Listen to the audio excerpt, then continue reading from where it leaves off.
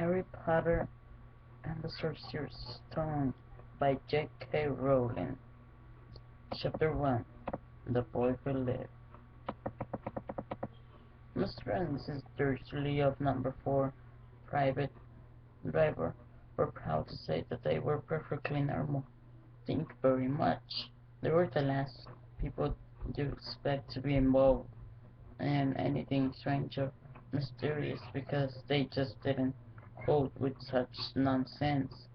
Mr. Dursley was the director of a film called Grunings, which made thrills. He was a big, beefy man with hardly any neck, although he did have a very large mustache. Mrs. Dursley was thin and blonde and had nearly twice the usual amount of neck, which came in very useful as she spent so much of the time craning over garden fences, spying on the neighbors. Dursley had a small son called Dudley, and in their opinion there was no finer boy anywhere. The Dursleys had everything they wanted, but they also had a secret, and their greatest fear was that somebody would discover it. They didn't think they could bear it if anyone found out and about the Potters. Mrs. Potter was Mrs. Dursley's sister, but they hadn't met for several years. In fact, Mrs. Dursley pretended she didn't have a sister because her sister and her good-for-nothing husband were as Dursleys as it was possible to be.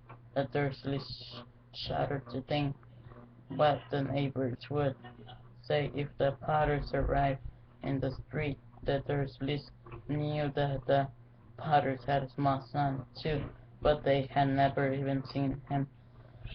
This boy was another good reason for keeping the Potters away.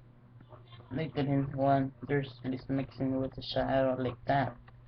When Mr. and Mrs. Dursley woke up on the dull grey Tuesday, our story starts. There was nothing about the cloudy sky outside that suggests that the strange and mysterious things would soon be happening all over the country.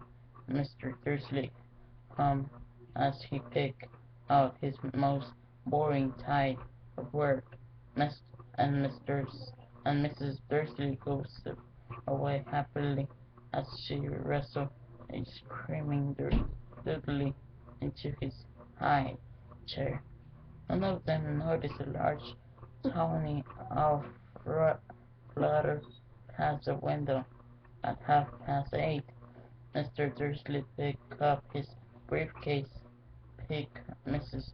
Dursley on the cheek, and tried to kiss Dudley goodbye, but missed because Dudley was now having a tantrum and throwing his cereal at the walls. Little tight shuddered Mr. Dursley as he left the house. He got into his car and back out of number four's drive. It was on the corner of the street and that he noticed the first sign of something peculiar. Peculiar. A cat reading a map for a second. Mr. Dursley didn't realize what he had seen. Then he jerked his head around to look again. There was a tabby cat standing on the corner of Private Drive, but there wasn't a map in sight. What could he have been thinking of? It must have been a trick of the light. Mr. Dursley blinked and stared at the cat. It started back, and Mr.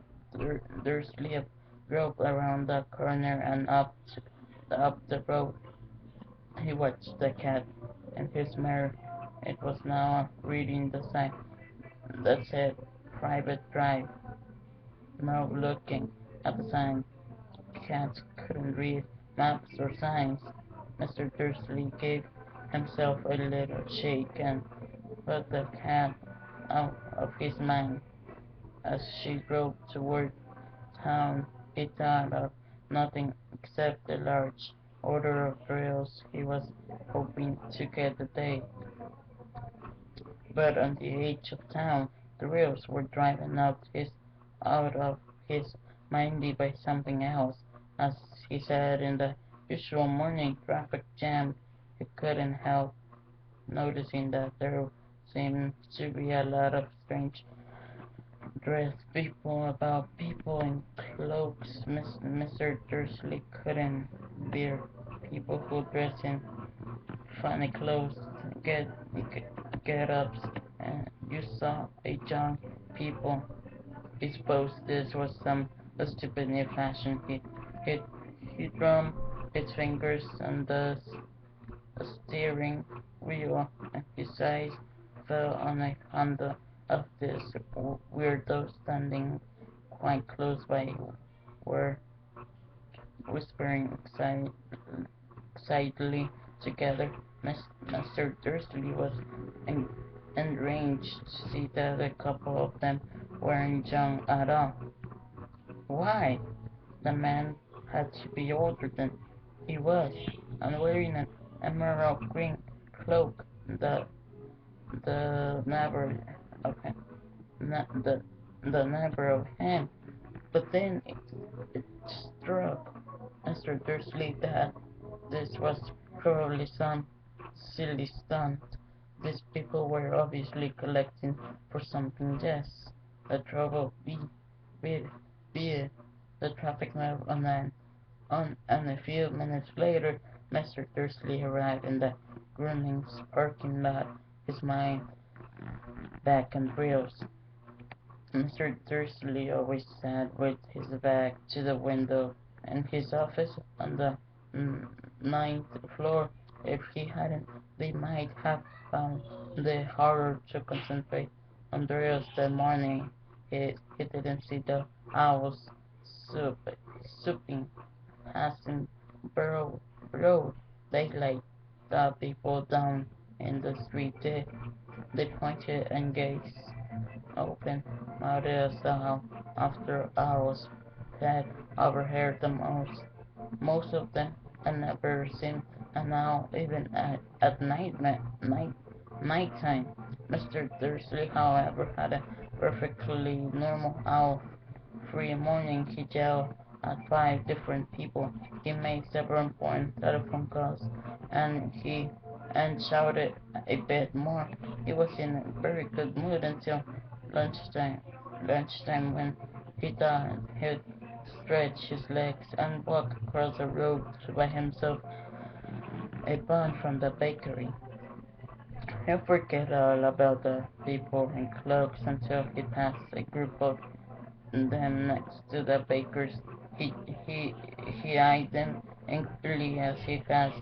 He didn't know why, but he made an uneasy. This bunch were whispering excitedly too, and he couldn't see a single collecting tin.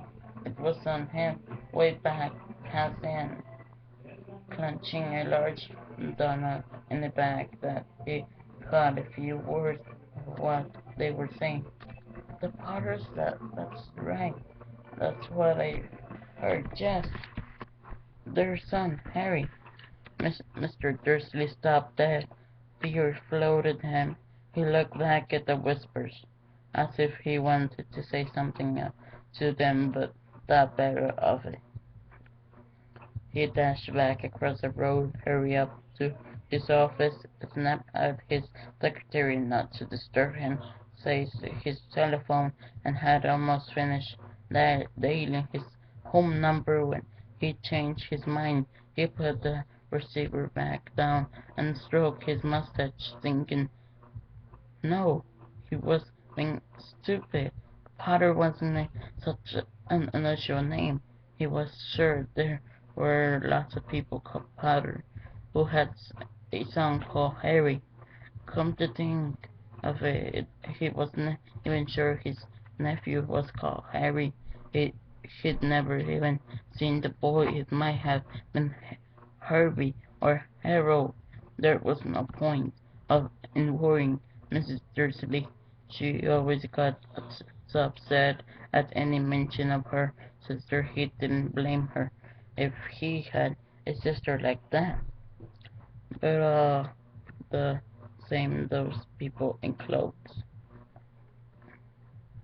He found it a lot harder to concentrate and drills that afternoon, and when he left the building at 5 o'clock, he was still so worried that he walked straight into someone just outside the door. Sorry, he grunted as the tiny old man stumbled and almost fell. It was a few seconds before Mr. Dursley realized that the man was wearing a violet cloak. He didn't seem at all upset at being almost knocked to the ground. On the con- contrary, his face split into a wide smile, and he said in a squeaky voice that made Passerby stare, "Don't be sorry, my dear sir, for nothing could upset me today. Rejoice, for you know who has gone at last. Even mockers like yourself should be celebrating this happy, happy day." And the old man hugged Mr. Dursley around the meadow and walked off. Mr. Dursley stood rooted to the spot he had been hugged by a complete stranger. Yes, I thought he had been caught in muggle, whatever that was. He was red.